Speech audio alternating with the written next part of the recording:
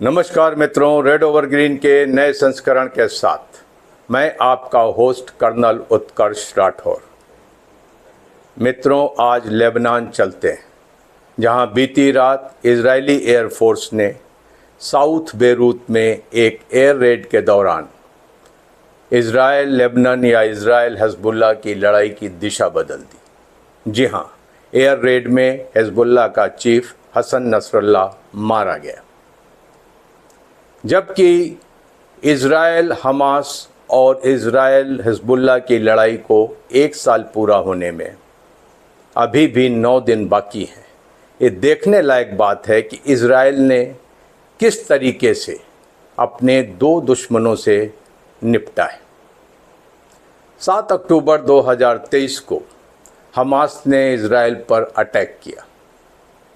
13 अक्टूबर 2023 को Israeli air force ने Gaza पट्टी पर बमबारी शुरू की और 27 अक्टूबर 2023 को इजरायली आर्मी गाज़ा पट्टी में दाखिल हुई और धीरे धीरे उसने नॉर्थ गाज़ा पट्टी से साउथ गाज़ा पट्टी तक शहर शहर गांव गांव सैनिटाइज करना पड़ा।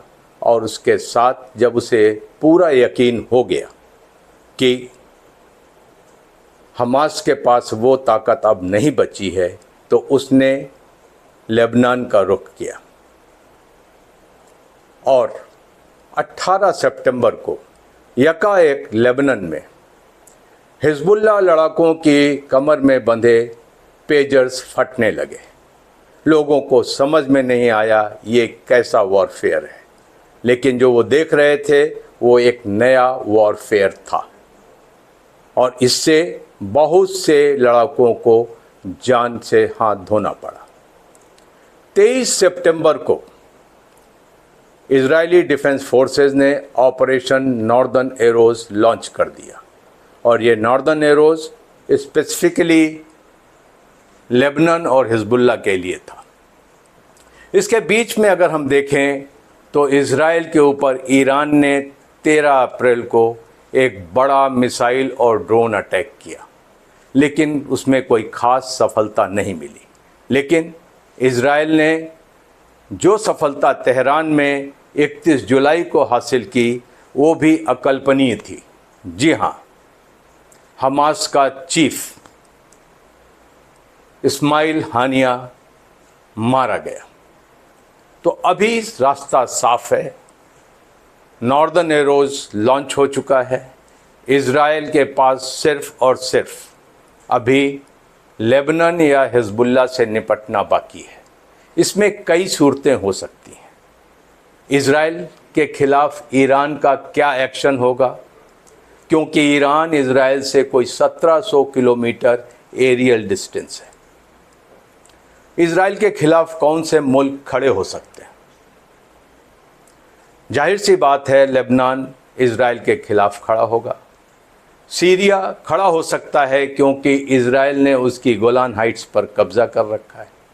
और इसके अलावा ईरान की जो प्रॉक्सी है, एक्सिस ऑफ रेजिस्टेंस है, वो थोड़ी बहुत मदद, जैसे हुतीज़, यमन से हुतीज़, इराक, सीरिया, ये मदद कर सकते हैं।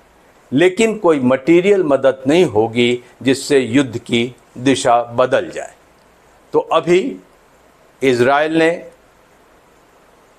तब तक चुप्पी साधे रखा जब तक कि वो हमास से लड़ रहा था, जब तक हमास एक क्रेडिबल अपोनेंट था। जब हमास को उसने काबू कर लिया है तो अब इजराइल ने अपना रुख लेबनान की तरफ किया है। और हिजबुल्लाह, जो कि लेबनान का सबसे बड़ा तुरप का पत्ता था, आज उसके अंदर लीडरशिप की प्रॉब्लम, और जिसकी वजह से हिजबुल्लाह इजराइल के ग्राउंड अटैक में कैसे खरा उतरेगा, देखने वाली बात है। इजरायली डिफेंस फोर्सेस ने यह साफ कर दिया है कि वो ग्राउंड अटैक की तैयारी कर रहे हैं और ग्राउंड अटैक लेबनान या साउथ लेबनान में जब शुरू होगा तो हो सकता है कि बेका वैली और बाकी जो नॉर्दर्न एरियाज़ के इलाके हैं उनमें पहले इजरायली डिफेंस फोर्सेस अटैक करें और उनका उद्देश्य ये होगा कि एक बफर जोन बनाया जाए ताकि लेबनान से आने वाले 30, 40, 50 किलोमीटर रेंज के रॉकेट रोज़ इज़राइल में आकर ना गिरे। तो अभी एक लड़ाई और निर्णायक लड़ाई इज़राइल और लेबनान के बीच होनी बाकी है, लेकिन यहाँ पर इज़राइल की दाद देनी पड़ेगी। जिस तरीके से प्राइम मिनिस्टर बेंजामिन नेतन्याहू ने यूनाइटेड नेशंस जनरल असेंबली में एकदम खाली जनरल असेंबली को संबोधित करते हुए उन्होंने अपने नेशनल इंटरेस्ट को एडवोकेट किया और उन्होंने कहा कि हम उस हर संभव एनिमी से लड़ेंगे जो इज़राइल के खिलाफ है। और उसी वक्त इजरायली एयरफोर्स ने एयर ऑपरेशंस लॉन्च किए और उसमें हसन नसरुल्लाह मारा गया। इस युद्ध में क्या क्या मोड़ आते हैं, क्या इसके अंदर परिणाम आते हैं, वो तो आने वाला वक्त बताएगा, लेकिन युद्ध जरूर एक निर्णायक और दिलचस्प मोड़ पर आकर खड़ा हो गया है। आज के लिए सिर्फ इतना, बहुत जल्द मुलाकात होगी, तब तक के लिए जय हिंद।